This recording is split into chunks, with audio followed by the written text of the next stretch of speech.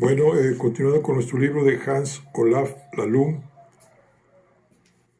vamos a continuar con satélites. Vamos a continuar con el capítulo número 9.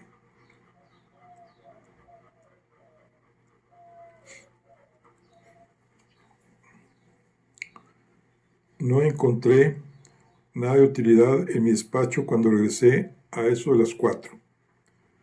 Los Wendelove eran los únicos a quienes me habría gustado hacer algunas preguntas, y después de un día tan largo y accidentado, primero quería hablar con Patricia, así que la llamé y conseguí que adelantáramos nuestra reunión habitual a las 5 de la tarde.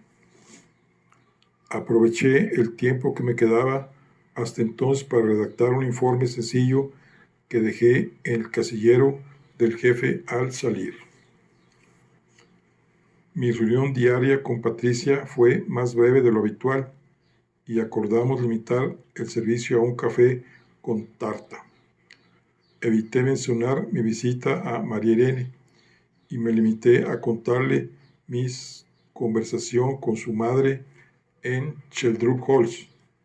Por otra parte, le conté el resto de las novedades del día con todo detalle. La investigación sigue presentando avances de gran importancia. Sabemos quién fue a visitar a Bradberg y hemos constatado que los Wendelove y Gerlofsen habían hablado y habían planeado una especie de acción contra Magdaleno Chalderov. Así que ahora más que nunca queda claro que todos tenían motivos para asesinar a Magdaleno Chalderov, pero nos faltan las pruebas que demuestren que alguien llevó ese deseo hasta las últimas consecuencias. Patricia se quedó callada un momento, pero después prosiguió decidida. Hay algo importante que sí que podemos asegurar. La cantidad de sucesos es tan grande que ninguno de los supervivientes puede haber hecho esto solo. Todos pueden haber llevado a cabo uno o varios crímenes, pero nadie puede haberlos cometido todos en solitario. No estaba seguro de entender lo que me decía. María Irene y Sandra tienen coartadas para el asesinato de Leonardo. Los demás, sin embargo, no es que anden sobrados de excusas. Patricia negó con la cabeza. Para los asesinatos sí, pero no para otras cosas. Pero para otras cosas no. Cualquiera podría haber espolvoreado los frutos secos en la comida de Magdaleno Chalderov, y cualquiera podría haber enviado esas cartas con amenazas. Pero ahora sabemos que hay varias personas que no pueden haber llamado por teléfono a Leonardo. Magdalena, por ejemplo, no puede haberlo hecho, ya que según la vecina estaba con él cuando recibió la llamada. Hans Gerlofsen se encontraba en una reunión de trabajo en ese momento, y estaremos de acuerdo en que Ingrid Chalderud no puede haber matado a su hijo.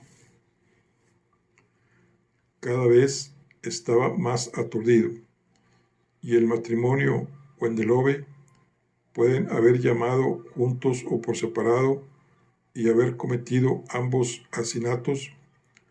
Patricia negó impaciente con la cabeza. En teoría sí, pero no pueden haber pinchado las ruedas del coche de Magdaleno Chalderov cuando te llamó para contártelo. Ellos seguían en Bergen. Poco a poco empecé a comprender que eso era cierto y que además podía ser importante. Insinúas entonces que tiene que haber sido una conspiración entre dos o más de los supervivientes. Patricia asintió pensativa. Es una posibilidad nada desdeñable.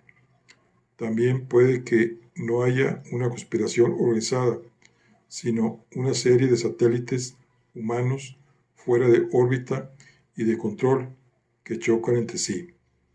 Creo que es bastante probable. Por desgracia, no hace que el caso resulte más sencillo de resolver, pero merece la pena tener claro que resulta evidente que varias personas han cometido delitos.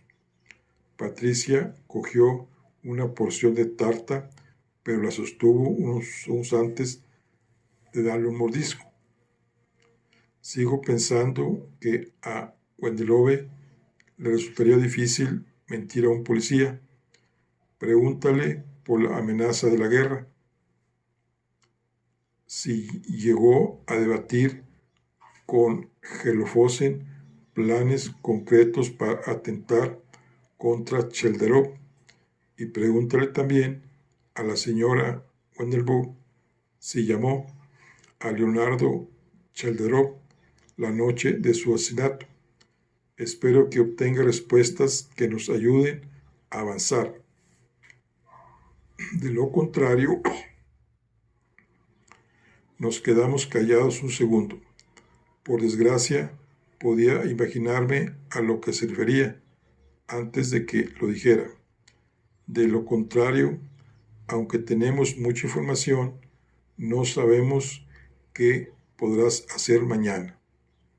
No creo que podamos extraer mucho más de la información que tenemos, y no es fácil saber de dónde podemos sacar más datos. Así que aún nos falta una especie de catalizador que nos permita cerrar el caso. Asentí con la cabeza. Me parecía que Patricia pensaba lo mismo que yo, que la carta del día anterior implicaba que iba a producirse un nuevo asesinato y que ese no era precisamente el catalizador que estábamos esperando. Me fui de Erling Slaxon Gates 104-108 con la incómoda sensación de que una nueva catástrofe estaba al caer, pero sin saber dónde ni cuándo sucedería y tampoco a quién podría afectar. Pensé por un pinchazo de angustia en Marirene, a quien pocas horas antes había sentido tan suave, cálida y confiada en mis brazos durante nuestro baile interrumpido en Sheldrup Hall.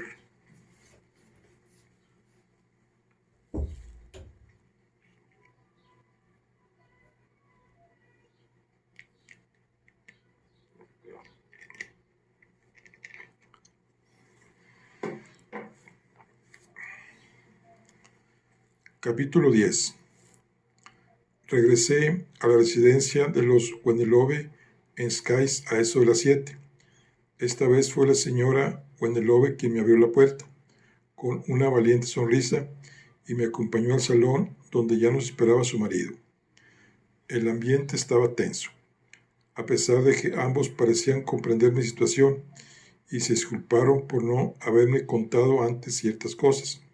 Se relajaron un poco cuando les dije que también había preguntas que debería haberles planteado hace tiempo. Por desgracia, era inevitable que mis preguntas tensaran aún más el ambiente.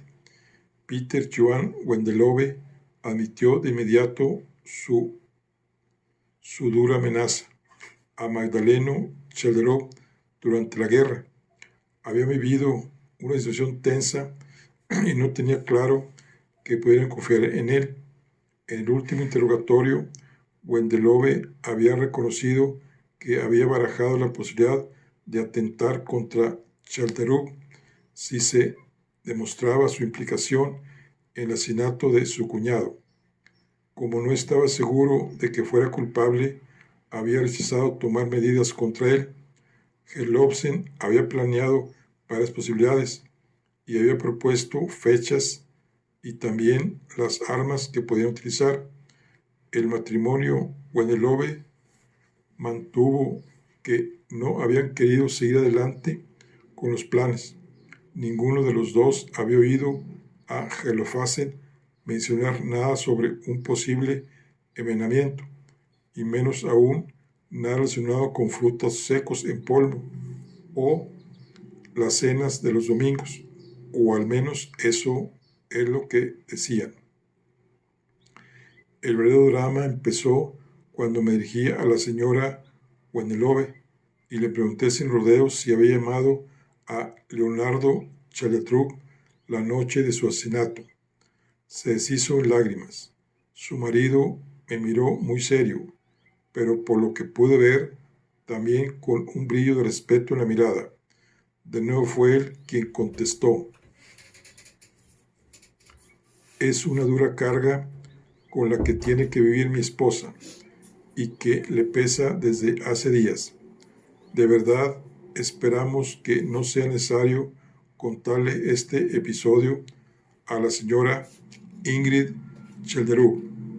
Ni mi mujer ni yo tenemos nada que ver con la muerte de Leonardo Childerud, pero por desgracia es cierto que mi esposa lo llamó y lo amenazó con la esperanza de que se confesara culpable del asesinato de su padre. A posteriori hemos comprendido que él no tuvo nada que ver con eso, así como la llamada no tuvo nada que ver con su propia muerte. A pesar de ello, tener que vivir con el recuerdo de haber amenazado sin motivo a un hombre que pocas horas después sería asesinado es muy duro para mi mujer. Le lancé una mirada inquisitiva a la señora Wendelove. Seguí orando y asintió 3 veces con la cabeza antes de recobrar la voz. Es justo como se lo cuenta mi marido, terrible, y él no sabía nada del asunto. Yo sabía que nosotros no teníamos nada que ver con la muerte de Magdaleno Chaletruk, pero hacía tan solo unos días habíamos estado hablando con Holofernes de la posibilidad de asesinarlo. Me aterrorizaba que Holofernes pudiera revelar el contenido de esa conversación y que nos convirtiéramos así en sospechosos. No podía soportar la idea de lo que aquello podía suponer para nuestros hijos y nietos, tal y como yo percibía la situación. Me parecía que lo más probable es que fuera el pobre joven Chaletruk quien hubiera acabado con la vida del tirano de su padre. Quería asustarlo para que confesara, pero en lugar de eso aumenté el sufrimiento de un hombre inocente durante sus últimas horas de vida. Cuando supe que lo habían asesinado, se me cayó el mundo encima. La señora Wendelove tenía una tristeza tan inconsolable que resultaba imposible enfadarse con ella. Le di una palmadita en el hombro y le agradecí su colaboración con la mayor amabilidad de la que fui capaz. Me pidió permiso para retirarse a sus aposentos, quedándonos oyendo sus pasos al subir por la escalera. Cuando me acompañó a la puerta, Wendelove me dio las gracias en voz baja por haberme mostrado tan comprensivo.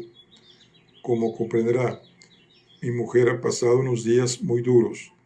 De alguna manera, su vida lleva todos estos años girando alrededor de su difunto hermano, y los últimos acontecimientos le han hecho revivir el pasado. No me contó lo de la llamada hasta después de hacerla, y enseguida le dije que ojalá pudiéramos dar marcha atrás en el tiempo y evitar que la hiciera. No pude resistirme a preguntarle qué pensó a la mañana siguiente cuando se enteró de que habían encontrado muerto a Leonardo Childerud. Exhaló un suspiro. Estaba claro que este asunto también lo afectaba a él. Debo reconocer que me sentí aliviado al saber que la muerte de Leonardo Childerud había sido un asesinato. Mi mujer y yo no habíamos hecho nada, y estaba seguro que esa llamada tan desafortunada no había tenido nada que ver con la muerte del joven Chelderuk, pero el cambio de vuelta a la cama para darle la noticia a mi mujer se me hizo interminable. Cuando entré, pensé que lo peor habría sido que el joven Chelderuk se hubiera quitado la vida y que después saliera a la luz que a su padre lo había asesinado otra persona. Creo que en ese caso la salud mental de mi mujer se habría resentido hasta tal punto que habría tenido que vigilarla día y noche para que no acabara con su propia vida. Asentí con la cabeza y le estreché la mano al salir. Sentía lástima por la señora Wendelove y definitivamente Peter Johannes Wendelove me despertaba más confianza que Hans Gelobsen, pero tras los descubrimientos de ese día no me fiaba de ninguno de los dos, sobre todo en lo que respectaba a la muerte de su odiado Magdaleno Chelderuk.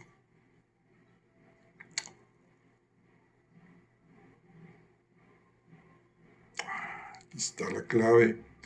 Dice, cuando entré pensé que lo peor habría sido que el joven Chelderuk se hubiera quitado la vida y que después saliera a la luz que a su padre lo había enseñado otra persona. Bueno, interesante.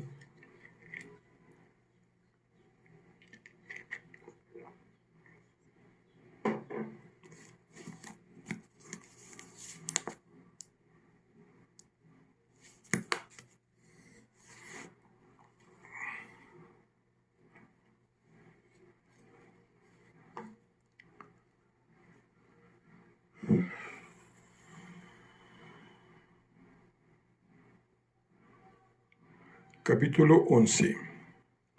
Tras la segunda visita del día a los Wendelove, me sentía drenado, tanto física como mentalmente. En el camino de vuelta a casa, constaté que no tenía más pistas que seguir, ni esa noche ni el día siguiente.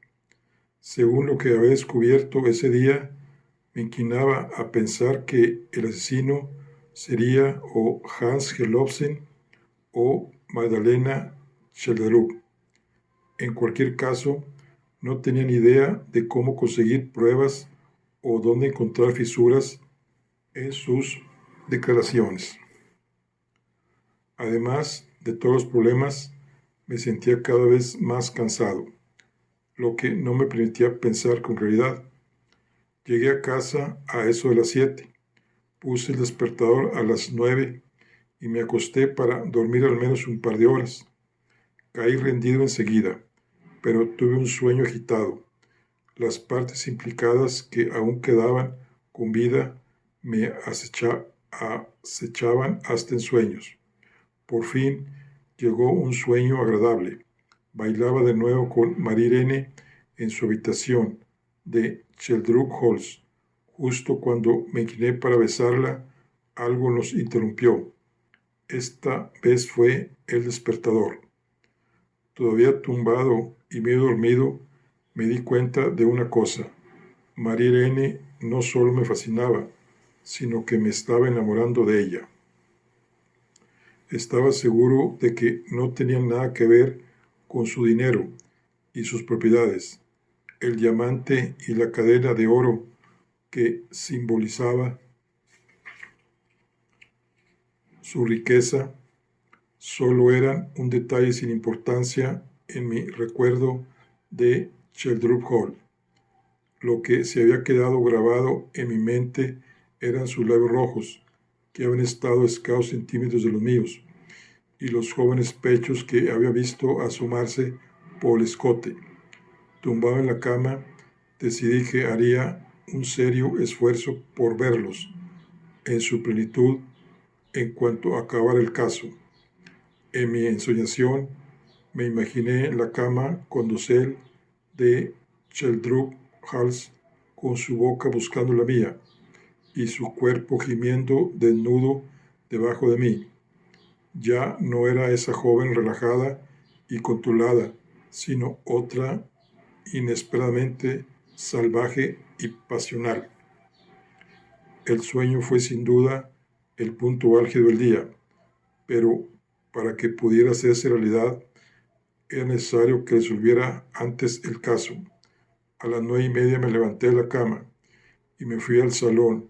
Pasé la hora siguiente en un estado de frustración el que no fui capaz de pensar en otra cosa que no fuera la investigación, pero al mismo tiempo tampoco conseguí avanzar en ella.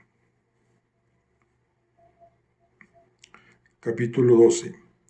Para variar, la noche del jueves 15 de mayo, el teléfono volvió a sonar a las 10:30.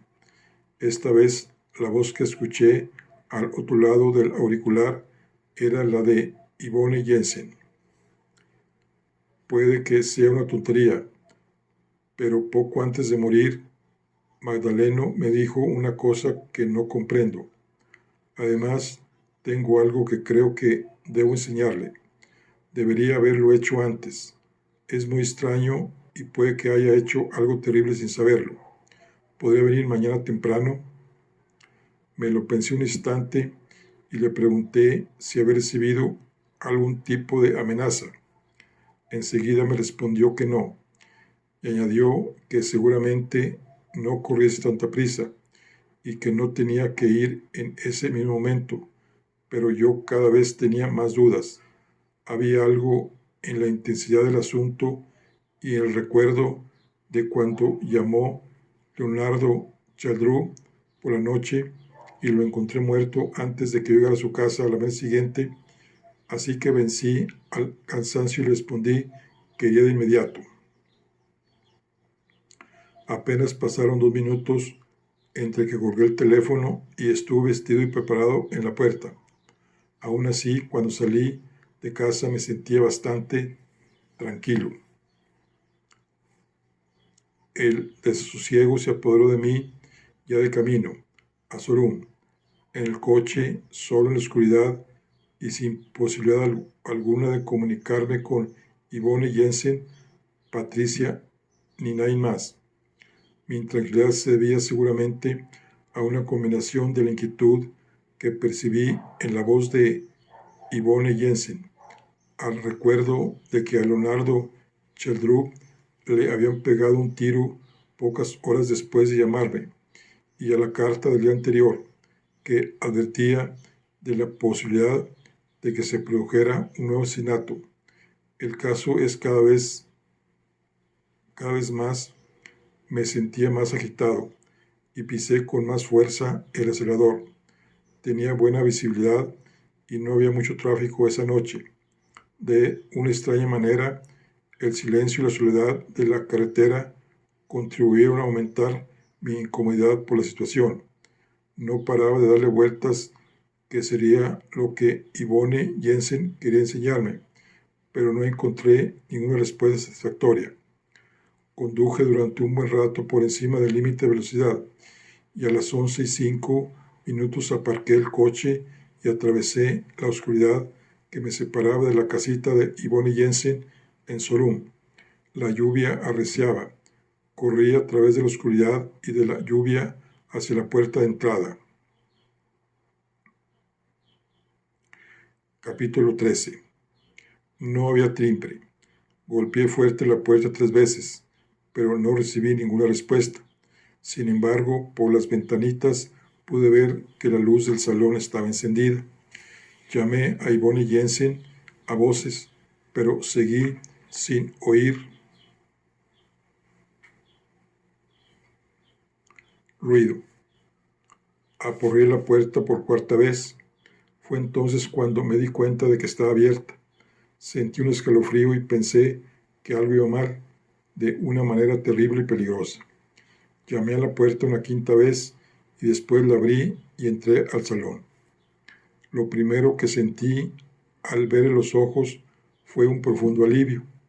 Yvonne Jensen estaba sentada en el sofá, con un sencillo vestido de color azul y el rostro hacia mí, y no parecía haber nadie más con ella. Tenía los ojos abiertos y su mirada se encontró con la mía. En cuestión de segundos me asedió una nueva y más fuerte sensación de peligro.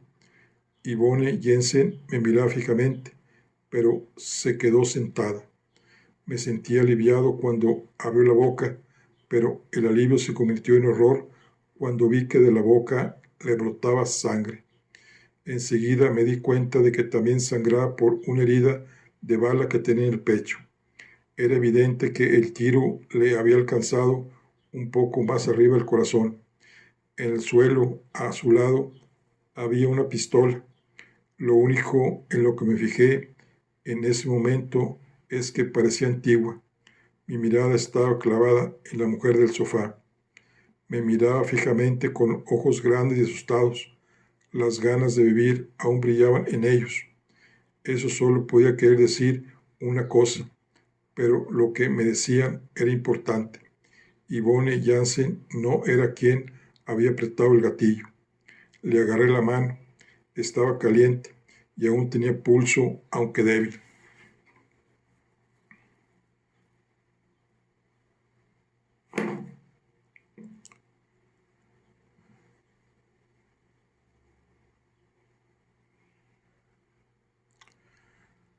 Se me pasó por la cabeza que el asesino tenía que haber salido por la puerta y que la había dejado abierta poco antes de que yo llegara.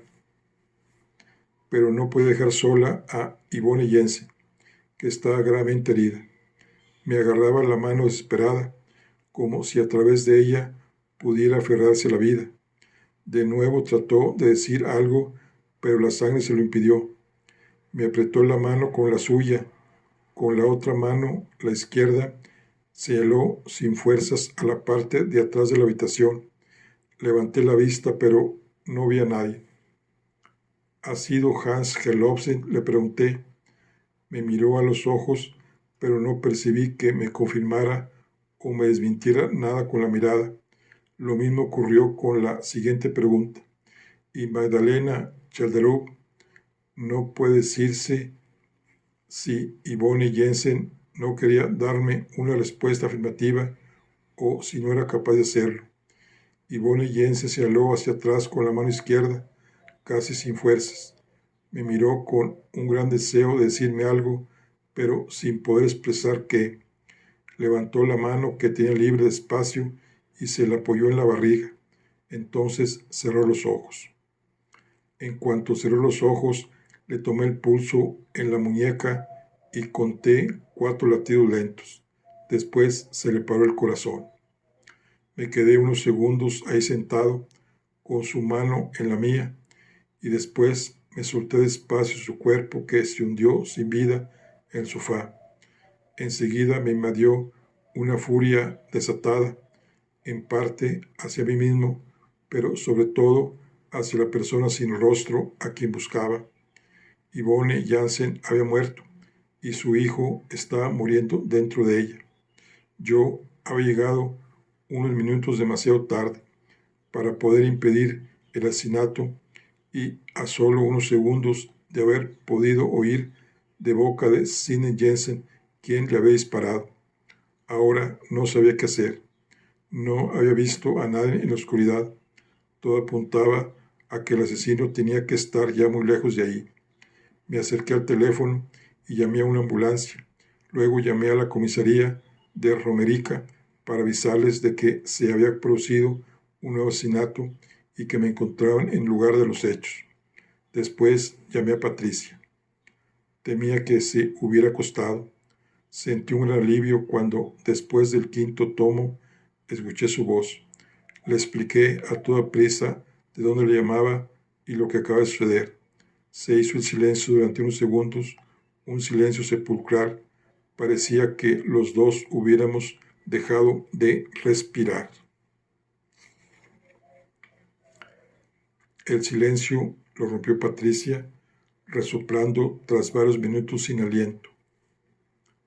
O sea, que lo que me estás diciendo es que cuando entraste a casa de Yvonne Jensen La puerta estaba abierta. Te la encontrás herida de un disparo y moribunda, pero aún con vida en los ojos. A su lado, en el suelo, había una pistola. No podía hablar, pero indicó 2 veces con la mano al fondo de la sala antes de morir. Sí, le confirmé. Pero, replicó, y después se quedó en silencio antes de acabar la frase. Pero el disparo no pudo haberse producido muchos minutos antes, y no creo que el vecino se atreviera a escapar mientras ella siguiera con vida. Así que resulta innegable que la interpretación más probable es que el asesino estuviera ahí esperando a que su víctima muriera, y cuando llamaste a la puerta dejaras el arma en el suelo y dejara el arma en el suelo y subiera corriendo las escaleras para esconderse en una de las habitaciones del piso de arriba. Ahí es donde debería encontrarse aún. De nuevo se hizo el silencio entre nosotros. Me di la vuelta y miré hacia el piso de arriba. No parecía haber movimiento. Aún así, el razonamiento de Patricia tenía sentido. Yvonne Jensen me había intentado decir algo cuando señaló hacia atrás con la mano. Había señalado la escalera, no la puerta. Había muchas posibilidades de que el asesino aún se encontrara en el piso superior. Como el arma homicida estaba tirada al lado de la víctima y el asesino o asesina no quería que lo encontraran con el arma después del asesinato, lo más probable es que no vaya armado, aunque eso no lo podemos saber con seguridad, claro.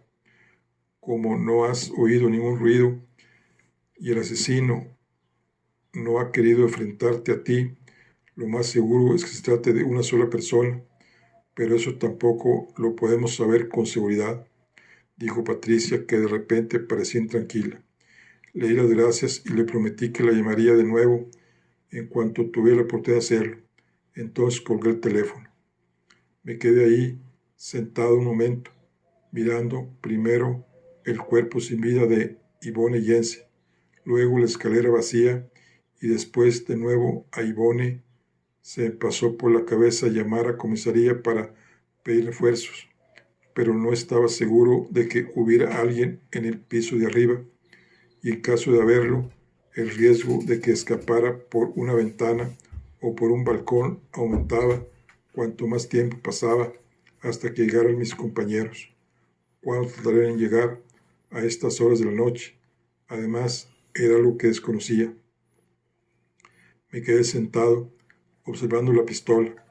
Con el corazón desbocado, constaté que se trataba de una Walter antigua, el mismo modelo con el que el príncipe oscuro había disparado a sus 2 víctimas durante la guerra. La idea de que quien se escondía allá arriba pudiera ser el príncipe oscuro hacía que una posible detención me resultara aún más tentadora. Así que decidí que, como de todas formas no habría huellas en la pistola, la cogería con mi pañuelo. Así lo hice. Armado con la pistola del asesino, me aventuré a subir las escaleras que conducían al piso superior. Me fijé de pasada que el reloj de pulsera marcaba las 11:15, justo cuando inicié el ascenso.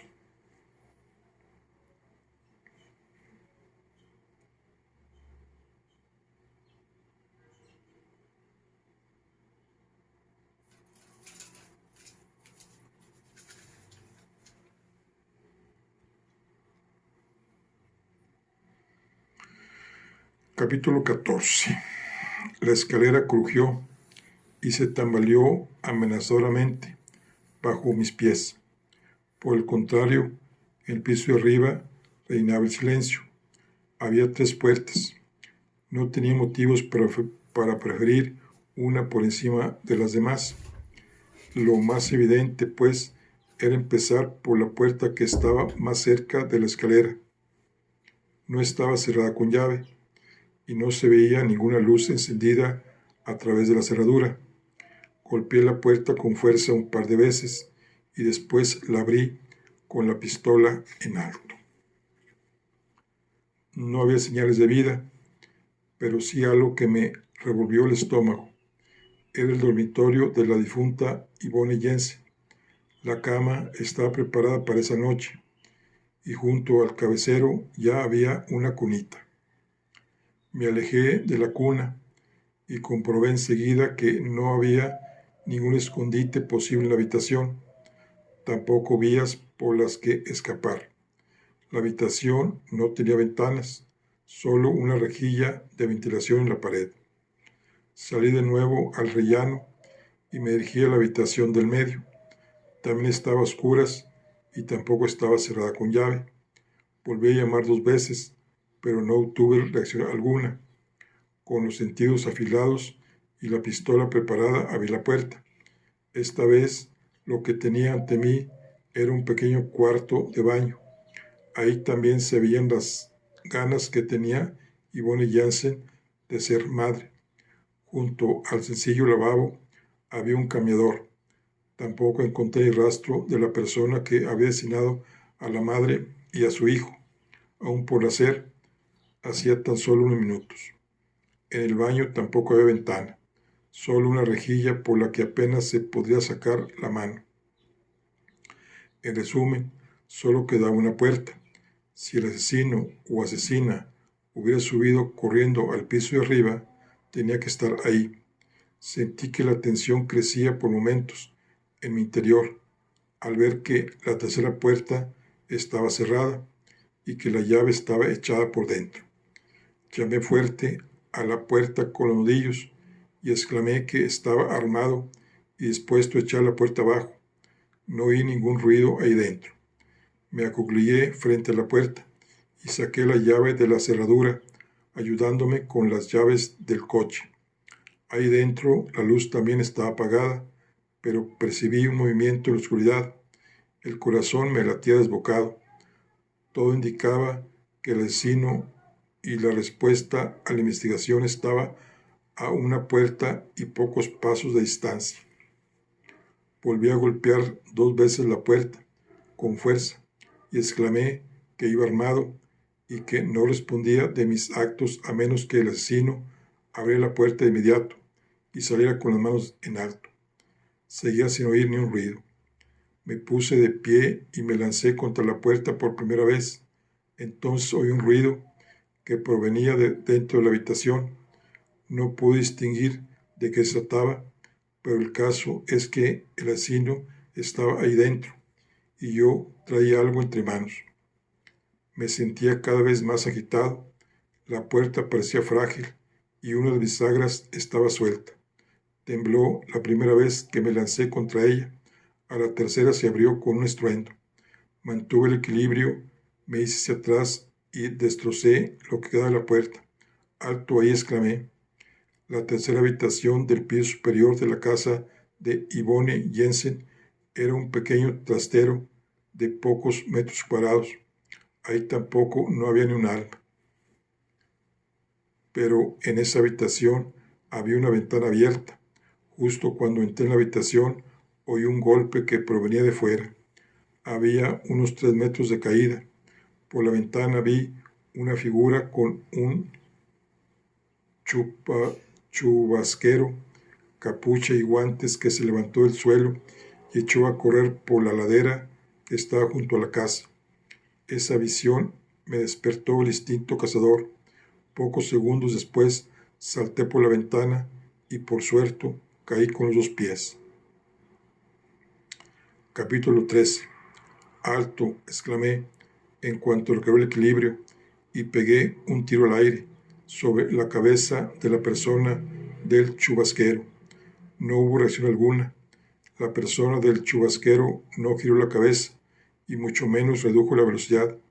Bajé la pistola y le apunté a las piernas, pero en último momento recordé las órdenes de evitar el uso de armas de fuego, salvo en casos de primera necesidad y en defensa propia. El hecho de que no se tratara de un arma reglamentaria no mejoraba las cosas, así que en lugar de disparar, subí la colina corriendo. Nos separaba una distancia de unos 40 metros, pero la persona a la que perseguía No corría demasiado deprisa, y menos aún cuando la pendiente se hizo más pronunciada. Por algún motivo que se me escapaba, mientras perseguía al asesino de Yvonne Jensen por la colina, me puse a pensar en el difunto Leonardo Cheldreau. Mis pensamientos me llevaron de vuelta a Bislett, a cómo se fue acercando a sus compañeros hasta alcanzar a su último competidor a escasos metros de la línea de meta de Leonardo. Era como si Leonardo, con sus piernas ligeras y su melena rubia al viento, estuviera corriendo conmigo para mostrarme el camino en la oscuridad, mientras perseguía colina arriba a la persona que creía que lo había asesinado. Cada vez estábamos más cerca. Cuando la figura a la que perseguía alcanzó la cima de la colina, nos separaban no más de 20 metros, 2 menos cuando se tropezó y casi pierde el equilibrio con el cambio de inclinación del terreno. Vi que la persona a la que perseguía era más baja que yo y pensé con emoción que cuando llegara a la cima de la colina lo alcanzaré enseguida.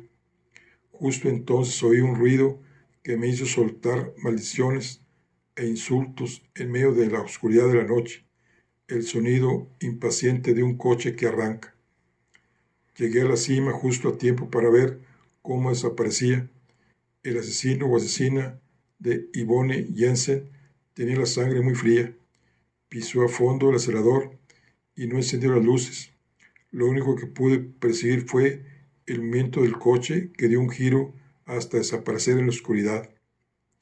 Encontré 2 marcas borrosas de neumáticos donde había estado aparcado el vehículo, al abrigo de unos árboles justo al borde de la cima de la colina. Las huellas de la persona que había seguido eran unas marcas sutiles que la lluvia ya estaba a punto de borrar. Parecía que los zapatos eran varios números menos que el 46, que es el que calzo yo. No me servía de mucho. No podría descartar a ninguno de los 8 supervivientes basándome en las huellas y en mi ambigua imagen de la persona a quien había perseguido. Nunca me había sentido tan solo y fracasado como la noche del 15 de mayo, cuando, en medio de la oscuridad y la lluvia, regresé a la casa de Yvonne Jensen.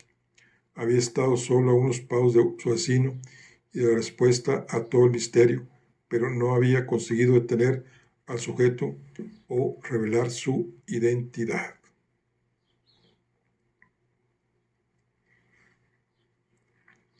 Una vez de vuelta a casa de Yvonne Jensen, capítulo 16. Llamé de inmediato a Patricia, que cogió el teléfono antes del segundo tono.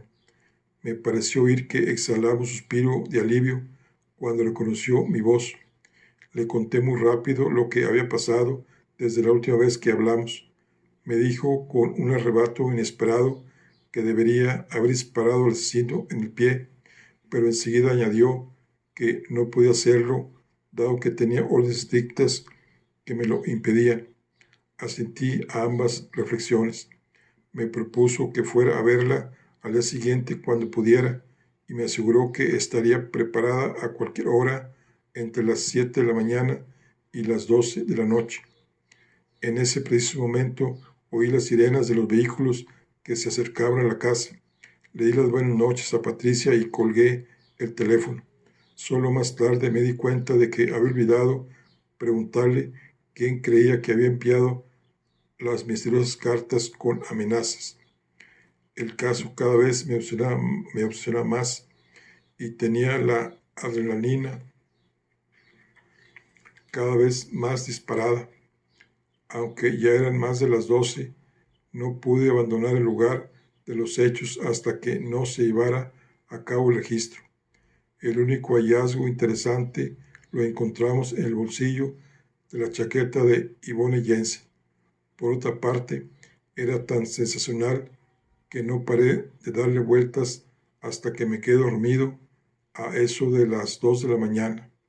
La única conclusión a la que llegué es que tenía que hablar de nuevo con Patricia a la mañana siguiente, lo más temprano posible. Bueno, aquí concluimos la charla de hoy. Nos vemos en la siguiente. Hasta luego.